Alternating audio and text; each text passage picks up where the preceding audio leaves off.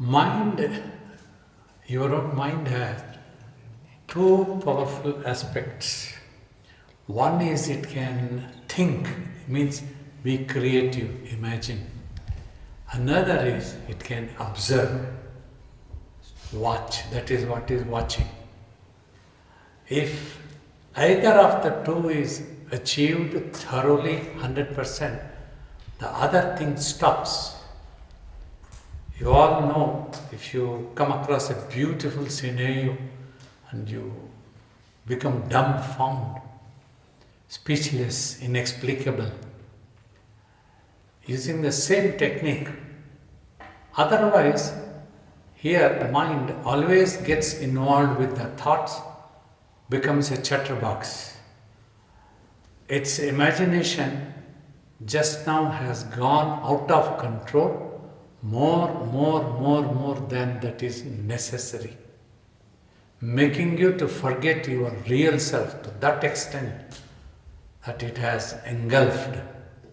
So your mind has become obsessed with its own imaginations.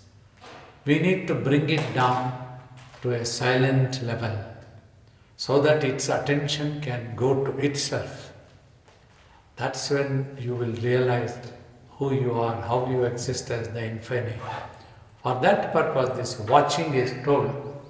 Repeatedly we talk, just watch in between eyebrows. Do not repeat any mantra name and do not imagine is very important this is. When a thought appears, mind has the tendency to immediately imagine, means recognize that thought's existence and then further analyzes. This is a good thought, this is bad.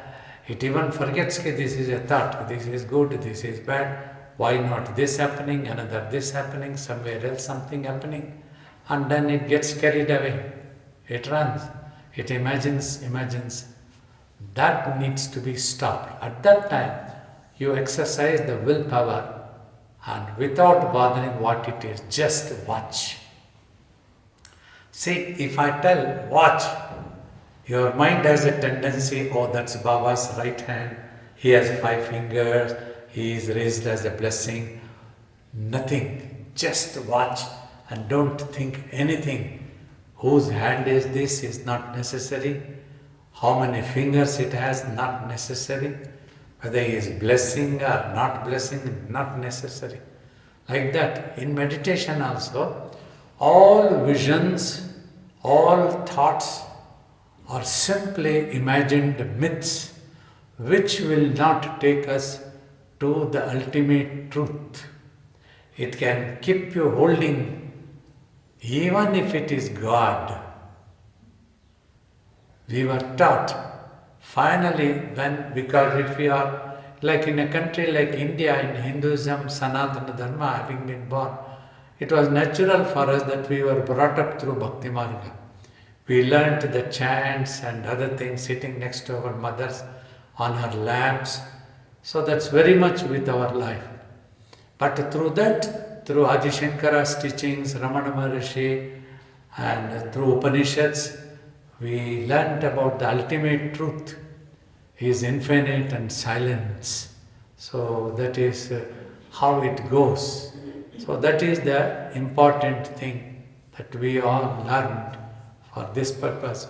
Any thought comes, what I am trying to tell, during meditation, even if God stands, Swamiji first point taught, when God comes, even if He can give you the entire universe, refuse, tell you want only God, then He will disappear.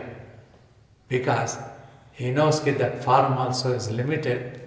When He disappears, what remains as all-pervaded is the actual divinity, Swamiji used to tell. So you have to rise to that level. That is the idea of telling you, watch.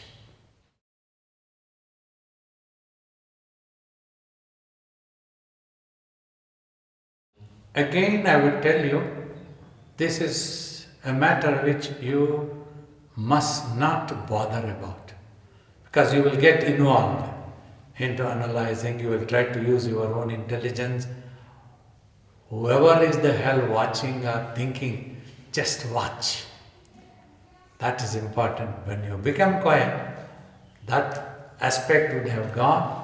Simply you will realize, your attention will go to the awareness of your existence. That is what is needed. It is not needed who is watching.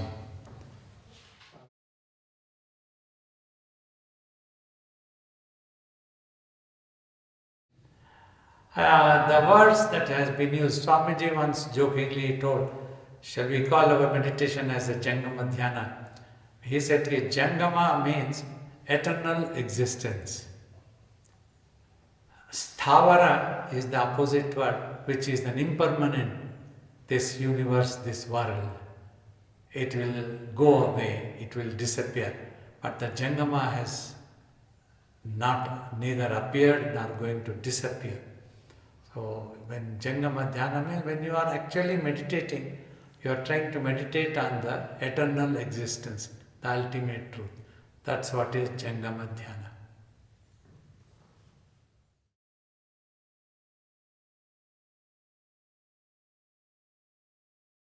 For a while we did miss him physically. As a short while ago, as I told, it was like a small baby and its mother's relationship.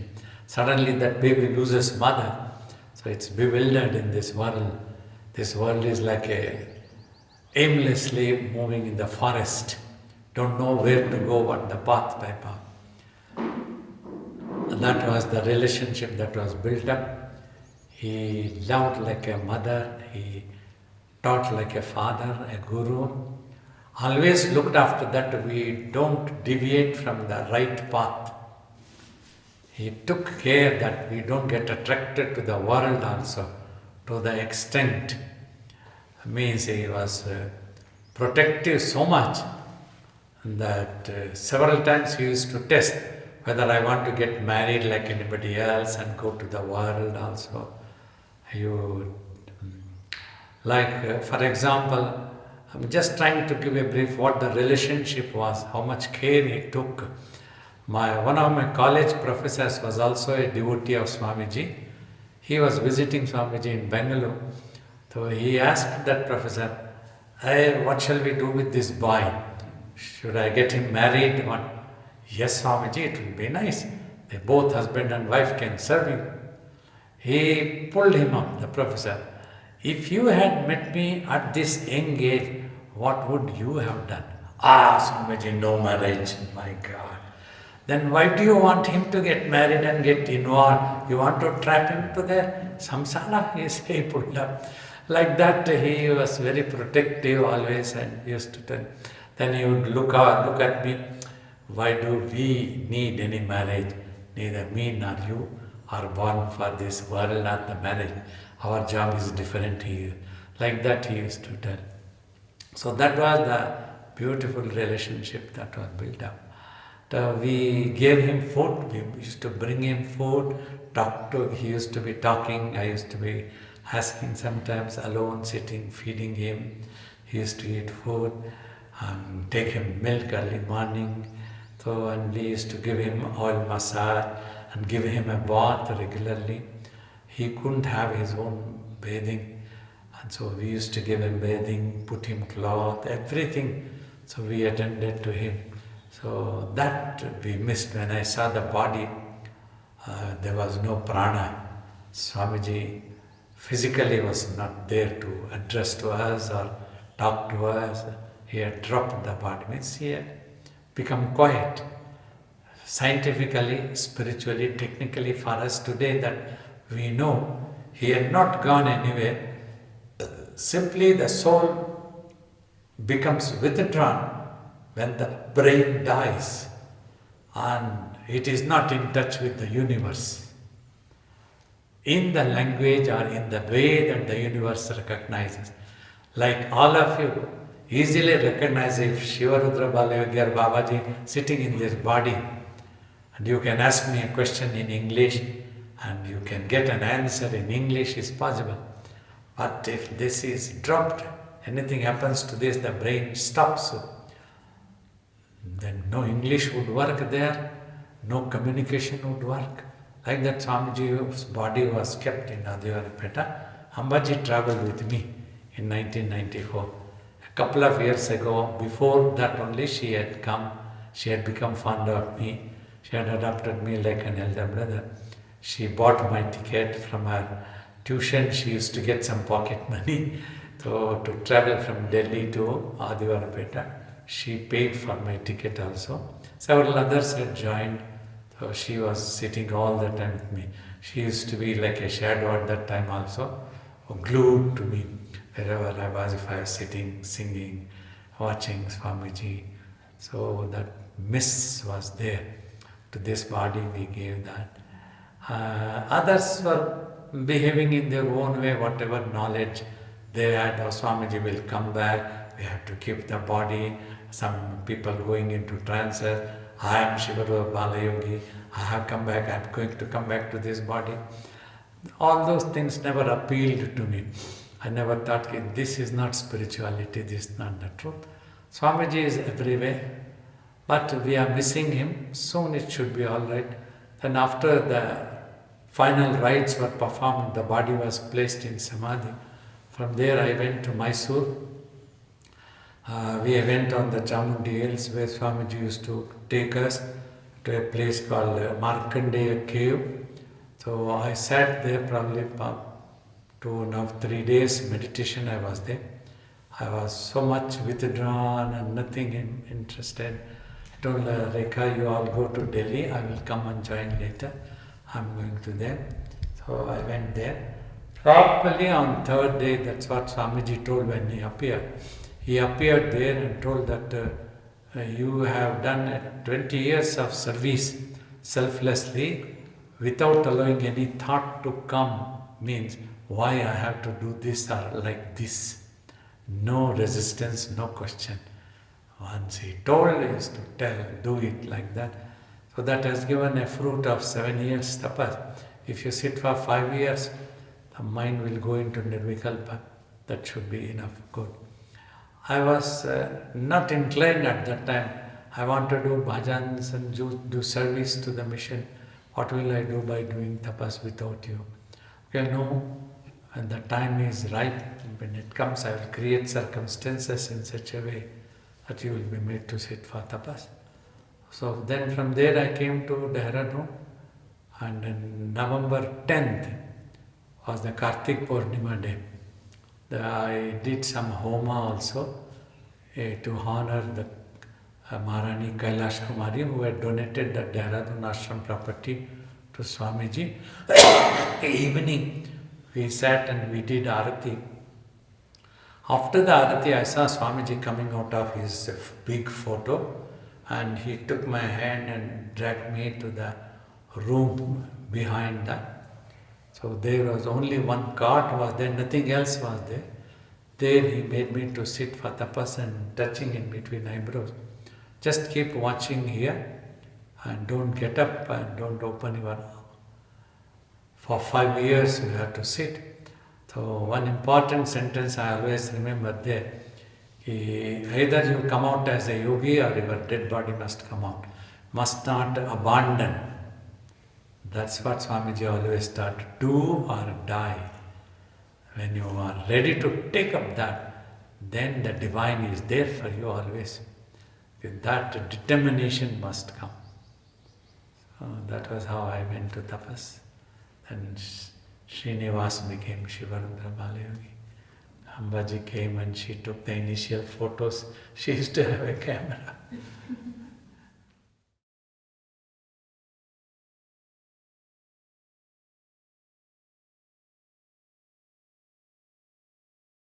Nothing didn't occur at all. I just followed him, sat and he blessed and went to meditation. Such thoughts didn't occur that I had to make people believe or understand, because it was for myself, not to impress others. So that's why I think that thing did not came at all to the mind. Just went. So I would like to answer that. Baba has told you the story about what happened when Swamiji dropped the body and how the transformation came. See, Baba was not living any ordinary life. He came to Swamiji when he was 20 years old, 19 plus. From age of 19 to age of 20, he was with Swamiji. So he was under a kind of a sadhana only. So ashram life is a full-time sadhana. Either you meditate or you serve. It's not a personal life. The second thing is this: when you have adopted a monkhood, first thing you drop what world is going to think about you. You don't need, when you become a monk, you don't need anybody's certificate to certify you what you are, what you're going to achieve. So Baba had crossed that barrier already. Second thing is his emotional level. His emotions were one and single pointedly on his Guru. Of course, Guru, someone who has done 20 years staying with the Guru, serving him, it's not only that a Guru is left in a physical body. Guru is everywhere, all pervading, and has become the purpose of his living became that he is living for his Guru, for Guru's service. So his emotional level also was very, very strong. That strong emotions pushed him towards to go into that full isolation and take up the same path which his Guru showed him those 20 years, that this is the ultimate, the body has to perish one day. His Guru's body dropped, body has gone, this body will also go one day, and before that, what is the purpose? So he achieved that purpose before, just after. So I myself say that what a great transformation to Shivabalayogi Maharaj, to our Guru Swamiji. Jangama Deva, Shankar means Lord Shiva came as a Guru. To Babaji, his Guru came out of the picture and made him sit, and that's like culmination of all the emotions, I'll say. It's like all your emotions comes to an end. The one emotion left, which is like you have to achieve the ultimate of the human birth. Like Baba always says, that achieving the nirvikat samadhi or attaining the tattva means that is the ultimate of the human birth. We otherwise one after another, it goes on, it never stops. So I'll say that was the height of the emotions. And physically, of course, it was a long 5 years period, which is sitting for 18 to 20 hours, going through that endurance. And just before that, he was in service, in service of his Guru. But those 5 years, I'll say, when he was doing the tapas, he was following the command of his Guru. That was also one of the service that ultimately you have to achieve for yourself. And I say that should be the kind of a surrender towards your master. That's remarkable.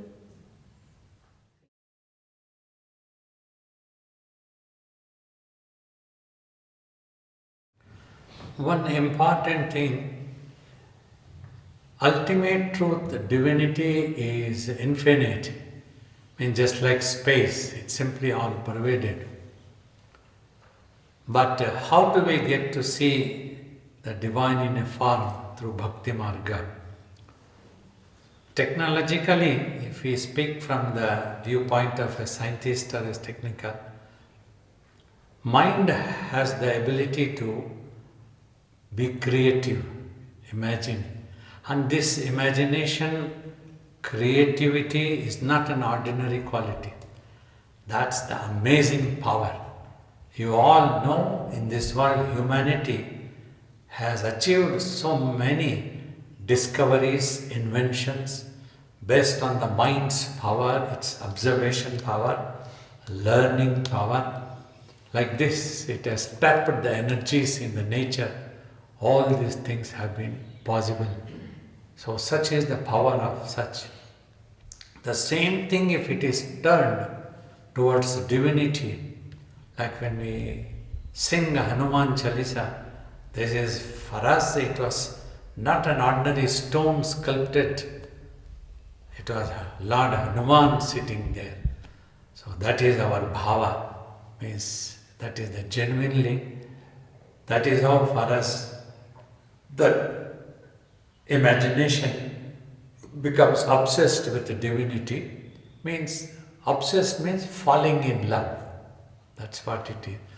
So then it gets to see, when the mind becomes more and more concentrated, it becomes purified of its all other corruptive thoughts. It becomes more spiritual, one divine. Then the mental projection, second state, we call it, means one would feel as if the divine coming or sitting, talking, going. Everything we tend to see divine, even if it's a bird also. To some it might be simply a bird, to some it might be a divine. It is depending on their mentality, on their spirituality, on their devotional practices they have done. Like that, when you are able to do tapas, the third final stage is that the same divine's manifestation can happen. Manifestation is as physical as this. As you are seeing me in this physical form, the same type of physical form can come stand. So these are the stages that we talk. Now, if a person claims, I had the vision, many people might claim, I also had God, Lord Shiva had come in my dream or in my life, he came, he guided. Many people claim, but if you see in their life, hardly there is any transformation in them. They remain the same, because mentally they were really not connected at all, they were claiming. Like in front of Swamiji, Jangama came and made him to sit for tapas. Sometimes the newspaper, media people have asked me the question, you tell that only Satyaraju saw the Jangama sage standing, making him to sit for tapas. All other 11, 12 friends, they did not see anything. How are you sure that really there some Jangama sage came? Okay, I agree. Except for that Satyaraju boy, nobody else saw. The other friends who were, they were simply jumping in the canal bund, enjoying, eating some fruits, that was all. They did not get to see. They suddenly saw after some time that Satyaraju was sitting in a lotus posture and a fruit was there. For them the fruit was still there, but for Satyaraju, the fruit had taken shape of a shivaling, it broke into two pieces, Jangama sage appeared, he was made to go for tapas. Now the world saw that transformation in an young, black-skinned boy who was an ordinary weaver's boy, had no spiritual background at all. 12 years, long years, sitting like that in a grueling way of keeping the mind quiet for 22 hours. That the world got to see. After he came out of tapas also, they saw the glow in his body, that energetic power in him. People went mad. Wherever he used to go, traffic jams used to happen and people used to go into trance and dance like anything. They were following him like. So that power was there, that transformation, the world got to see. We also, I saw him, my mind 100% went and I fell in love. I gave up my beautiful home. I don't care, was I mad just to go after a loincloth man giving up a beautiful home? Nobody would do that easily, right? Unless we saw something. Something had engulfed me. That transformation had come in me. When I saw, the same way, years later when I saw Swamiji coming out of the picture, so I sat and I went to tapas. Then nothing else was interesting for me.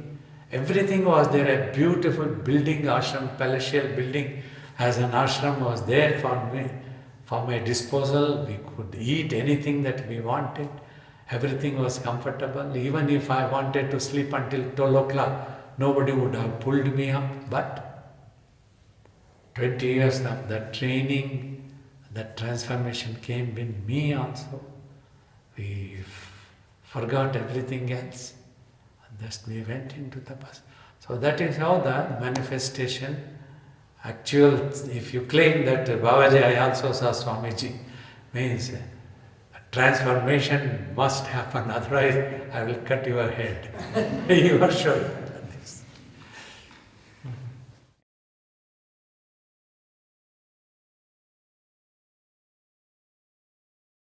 Swamiji used to come to Dehradun once a year usually, stay there for 2 to 3 months.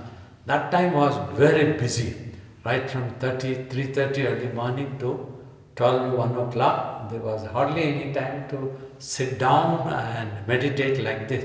There used to be so much of fatigue in the body, running up and down, working everything, trying. And he used to be shouting, he was not smiling like me. He was very tough and all the time peeling out the skin. Your mother could not give 2 parathas to you. She has sent me to you unnecessarily. I will kick you out of the road time. And others would get terrified and run away. So in that pressure, tremendous pressure, it was so busy and our mind did not work much. Well, we meditated when he went away. So I used to make some chapatis morning after attending to the daily chores. Go behind, there were bushes, mango trees. Under the tree, I meditated. This happened. And Yoga Vasista helped, that's what Swamiji recommended. After the 20 years, then the final tapas came, means it is just like I was in the primary high school and suddenly joined university. So you all know the examination strength increases. For a nursery boy, a little bit comes, and then the primary school you would have faced oxygen, about these things we read in high school also. The strength of the examination was less, but as we came to university, the strength of the examination increased. That's what we were discussing: imagination, mental projection, and manifestation. So those tests of my ability to keep quiet mentally tremendously increased. In 5 years, then I had to keep quiet.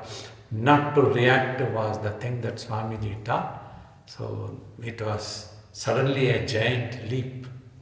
It's totally a different. Sitting for a continuous tapas is totally different, and 6 to 7 hours sitting initially for meditation, and then you come out again, you keep working, is totally different altogether.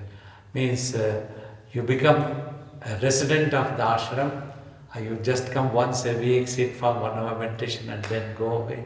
It's totally different.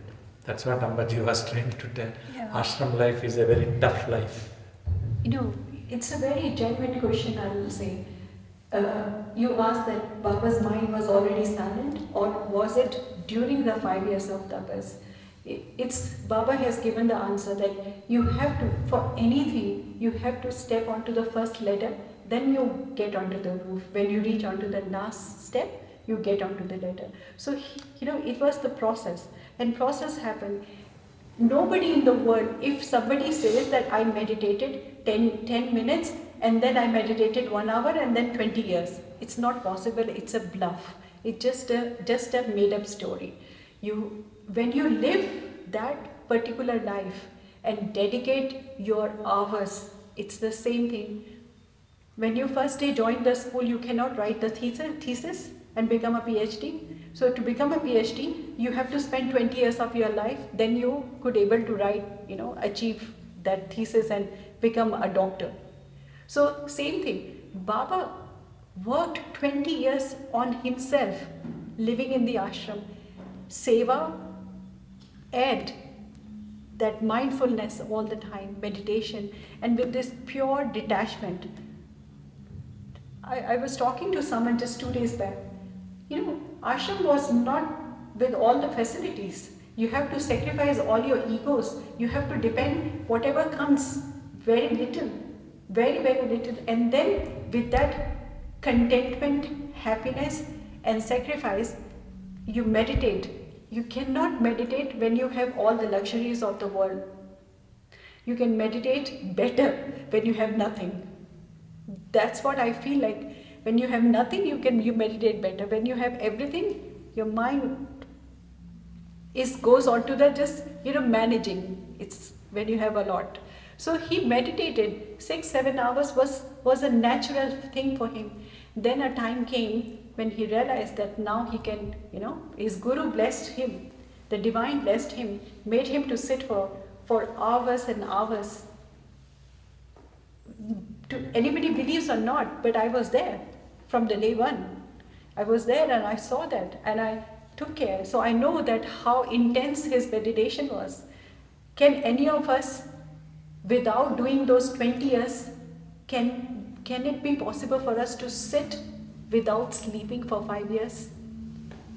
Without sleeping, laying onto the floor or on the cot and just meditate. So it's not easy. It's not easy, but it's not impossible, like Baba always say. But you have to make that priority.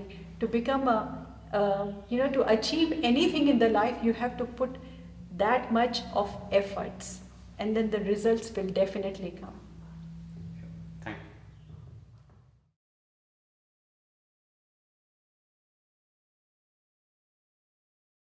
There was change for a while, but once I sat for tapas, then that all slowly melted. Initially, though, that gave me some tough times to stop the mind, but very soon picked up by reasoning. After all, the entire universe is impermanent. The body was impermanent, but his teachings are with me.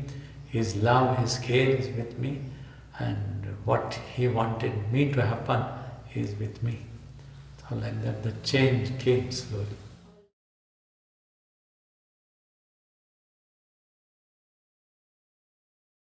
It's okay, but one need to understand Bhakti Marga also is not an easy thing.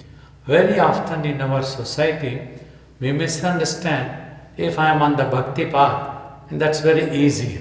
Simply take some camphor, do the arati, offer in some flower. That's it, my Lord. You give me certificate, I have done enough for you. Now you fulfill whatever I want. Slowly we have to rise to the level, whether he gives a kiss on the forehead, whether he slaps, both should be equally acceptable. In life, always things doesn't happen according to our expectations. Sometimes it could be painful, sometimes it is good, sometimes it is enjoyable in the world. We keep wondering and bewildered, we are confused, why this has happened to me in life. Almost everybody undergo these things. So that is when real Bhakti Marga means, क्या कहते हैं ना, जिस विधान से आप रखो उसी विधान, जाहे विधि राखे राम, जाहे विधि राखे राम, ताहे विधि रहिए. So they say whatever is your wish. From praying what you want, you rise to the level, what you want, let it happen. Let me not want anything at all. If it is that it has to happen what you wish, so let your wish only prevail, let there be no wish of mine. So if you can rise to that level, so you can continue. Means also the final point is like for Meera never existed in her consciousness, only Shri Krishna. So if you can rise to that level, then your bhakti can be very successful finally.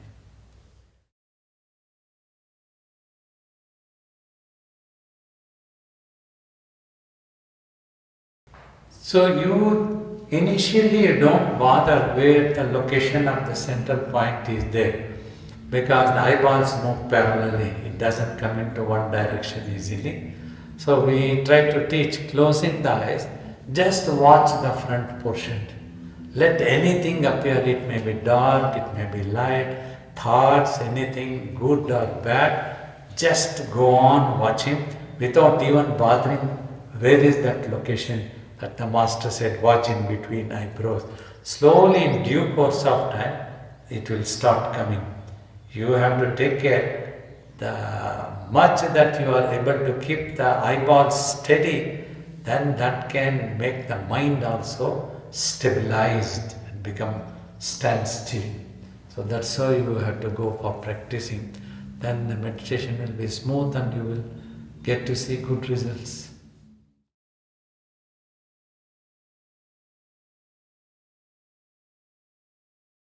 Yeah, this is how, like the Bhagavad Gita tells, Atma is the Atma's best friend, Mitra. Atma hi Atma ka Shatru bhi hai. When you take the right path, the opportunity always comes. Every moment it is there. So you have to make the choice, exercise the choice, what you want. So for that you have to apply some wisdom is necessary. If you look back, you would want a happiness and peace in your life. So when you are looking, try to look for the best product, permanent happiness at all times, the highest supreme peace. There must not be any other type of peace other than that. So like that if you look, that is the first choice you will make. Then slowly opportunities come and you have to make the choice. And also, so like some saints have said, before leaving its own journey, the soul's consciousness would have pressed the button also how to return. That is what is known as prarabdha. But prarabdha doesn't mean that you don't put an effort and simply silently keep sitting. Whenever it has to happen, let it happen. Then you wait for another 55,000 life cycles. But here is a prarabdha that a master has come into your life. He is talking something. See if that makes any sense for you. Then you have to undertake that sadhana. Utilize this opportunity, then it can be yours tomorrow. That's how the prarabdha, choice and the karma all goes together.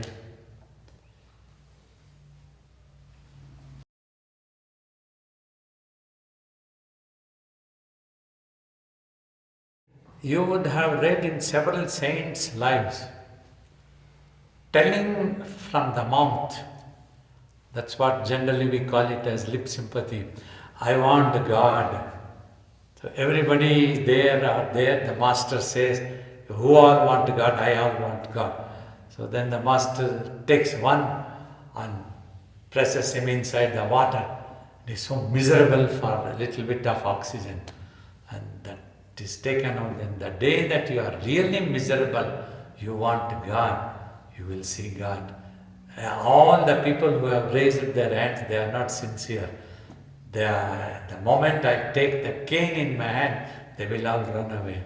They will abuse me, they will scold me, they will tell that Baba is not self-realized. Swamiji used to tell this point. After 15 years, after 30 years staying with me, Baba is no more self-realized. They will run away. So genuine sincerity is very important when you want it. Then it will come definitely. So that's that. Otherwise the Guru, Swamiji had hundreds and millions of devotees. Genuineness is important. So many came out of curiosity. A person sitting with a loin cloth, that glow was there, but they just came and afterwards with that they got carried away, they went away, finished. So many came for powers, what he can give. Often when you go to a saint, people think, what is it that he can give us? They don't think, what is it that he wants us to give him? That's what Ashtavakra demands from Janaka. First come down the throne. Enough of sitting there, and you have killed many people because of your arrogance. The kingdom is mine, the throne is mine. I will command you now. That's the Guru demands. Then you skip, pay up the attention. I will give the command. To do that is your job. If you don't do, it's your loss. Swamiji said, every day I make people sit for meditation, I initiate them. Sit any comfortable posture, gently close your eyes, concentrate your mind and sight and just keep watching there. Don't imagine anything, don't repeat anything. If only any one person considers that as a command, the commander says, shoot, he shoots. He won't ask second time again. Should I shoot from left side? Should I shoot from right side? That shoot from there means he shoots. That's what the Guru demands. When this comes, the disciple gets. That's what broadcast and receiver both needs to be equally powerful. And very often Gurus have spoken like Swamiji also, Ramakrishna. The Guru's vibrations will be flowing in all directions. You have to raise the sail of faith. Faith in the name of Guru or Lord can work wonder. Swamiji said, you have to raise the dam. The Ganga of the Guru's grace is flowing. As the moment you build up the faith, you will start seeing wonders happening in your life. Wonders, every moment it happens, it comes.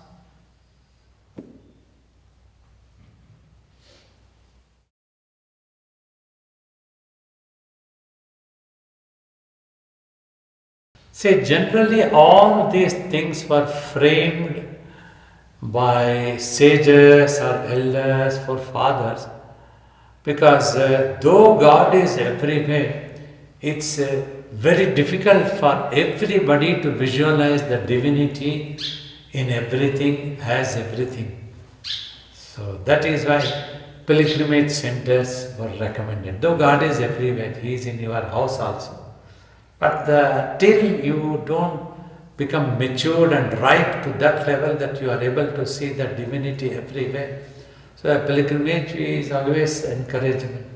It's very important, and that will be, like Ramakrishna said, though it is the same water, the water in the kitchen, the water in the toilet is different. Though it is the same divine, the divine in the temple, the divine in the space, it appears difference to you. So finally it is your faith, your mind. So to develop that, if you are interested, you go, it will be beneficial. Simply if you go without any devotion, it's like Ramakrishna that you take out the dirty clothes, go and have a beautiful bath in the river Ganga, come back and put on the same dirty cloth. That is the mind, corrupted mind. You go and you have a dip in the Ganga, think that my sins have been washed away. Once you come out again, you hold the same sin. Then it won't be beneficial or useful. So it has, laws needs to be applied properly. That's why all the sages, elders have to apply the mind. Manasa vechishayana. That's important. Baba, can I say something? About the Maha Kumbh. So according to you, we all know that, this is, especially this Maha Kumbh is happening after 144 years. Because this year, this lunar calendar, all the planets are coming in one, in one line. They are going to be in one direction, one line. Means, which happens once in 44 years, sometime one in 60 years. So this year, and our calendar, our astrological calculations according to the Vedic calculations are very accurate. Even, the world has understood today that it's very, very accurate. Earlier, the Maha Kumbh and the Kumbh was supposed to be the people who were sannyasis and sadhus. They used to perform certain, they used to go to that pilgrimage and used to perform certain rituals, which was one of the major thing in their life. But today social media has made it so popular, it has become like everybody, like people are going there just for fun. People are, masses in lakhs and lakhs every day. It's the effect of the social media. It has nothing to do with the devotion. And it has nothing to do with people's salvation. Like Baba said, God is everywhere. God is in your house also. The salvation comes with the purity of the mind, not by just a dip into the Ganga. I know that's they call it a Amrit Snan or a very special, auspicious. Ganga is in Haridwar also. Ganga is in Calcutta also.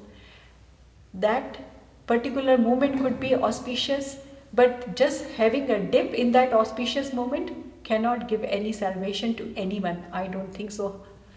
The salvation comes by the total purity of the mind. When the mind becomes one with the Supreme Self, then only that salvation comes.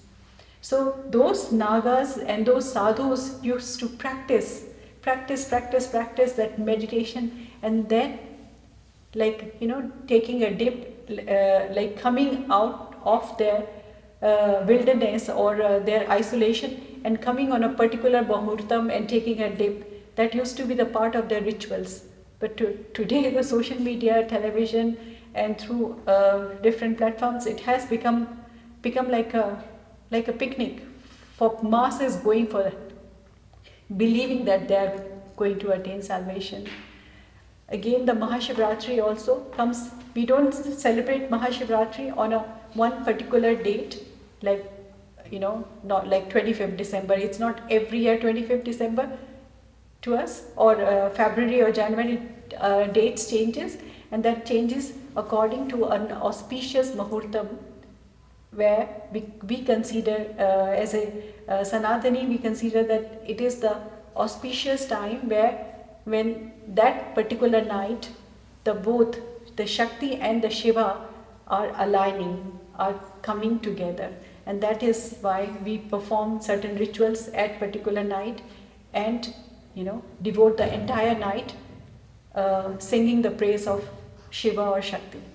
And that's a beautiful reminder that ultimately this universe, and including your physical body, has to become one with the universe, one with this divinity. And that is such a beautiful tradition. Shivaratri is a very beautiful, auspicious time for mind and body to become one with the soul.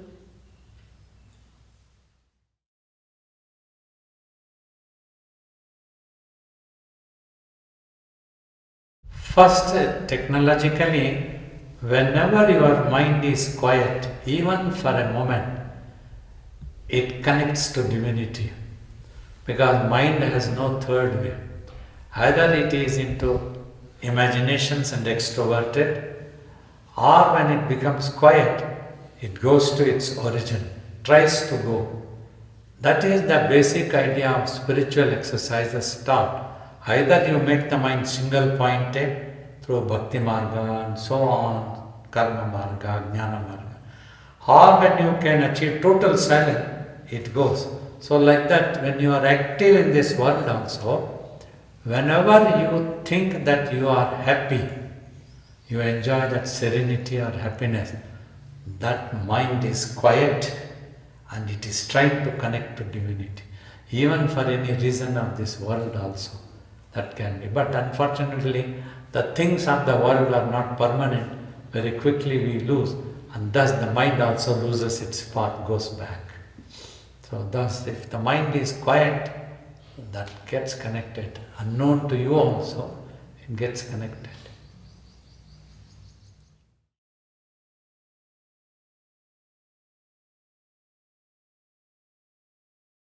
When suffering happens, one would like to overcome the suffering.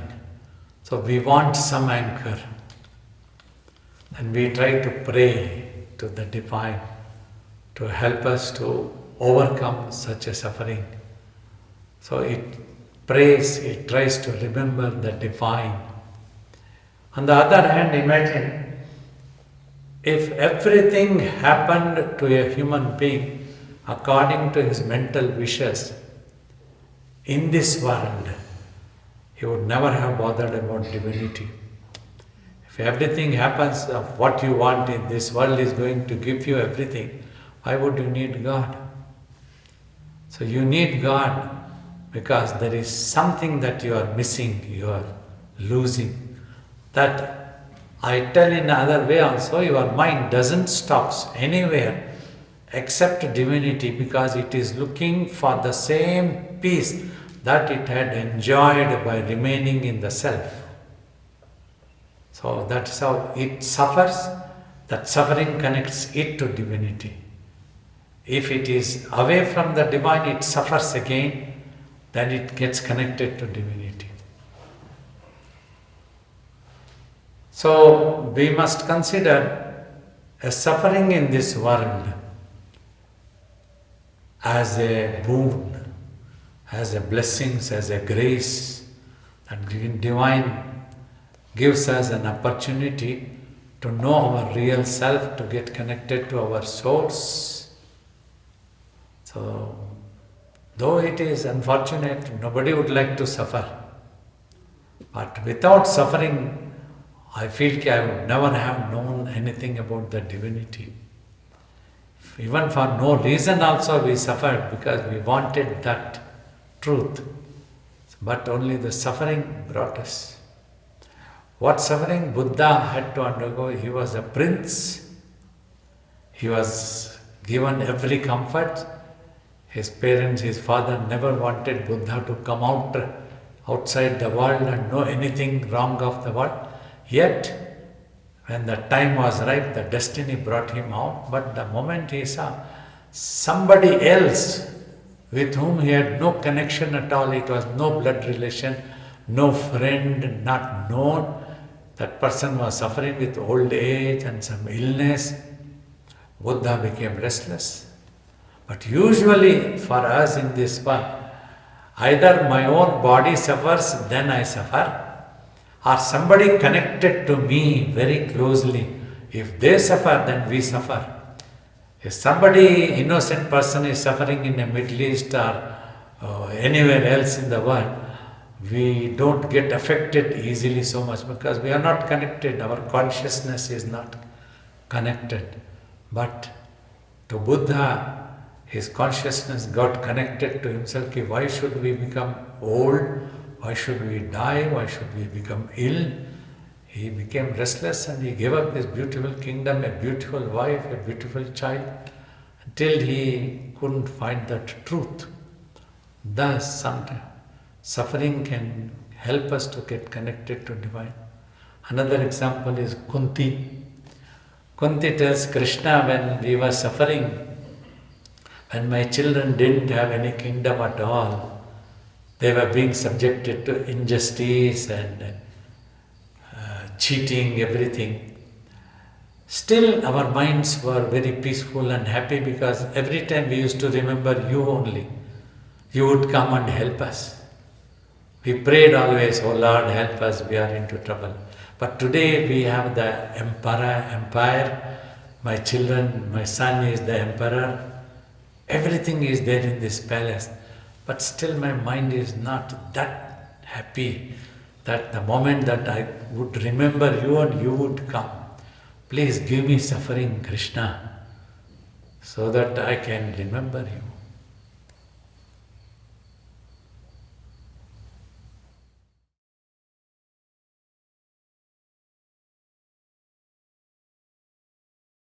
Anything that can make you to turn to divinity, turn to the Guru for help, to pray, for grace, for blessings, itself is the grace. Without that grace, you won't even remember the Guru. So grace has many folds. There is no one particular definition. Everything is grace if you look from that viewpoint. Suffering happens, it's the grace. You should be grateful that such a thing came because that helped you to remember your Guru or your God, your divinity. Otherwise, if everything had happened according to my wishes, I wouldn't have remembered my divine.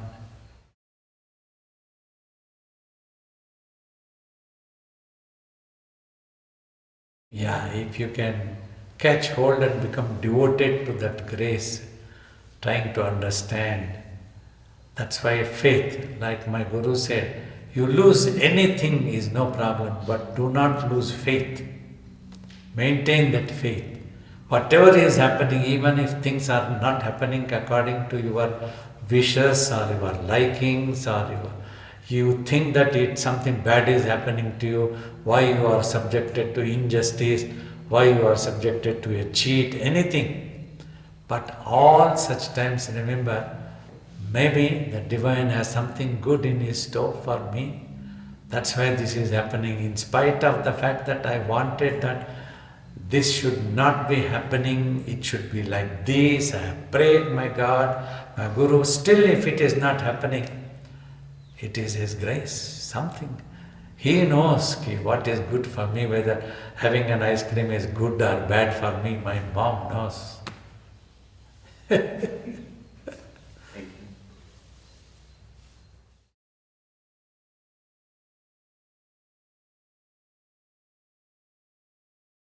Just for no reason I was suffering. The very sight of the world used to make me restless. And Bhajagovindam samprapte sannihite kale, that made me restless. It's impermanent, the body will die. No matter you have a beautiful mom and dad, you have a property, you have a castle, you can sit on the bed, you can just go on eating, somebody is making rotis, but that is impermanent, that sat into the mind. So that was my prarabdha.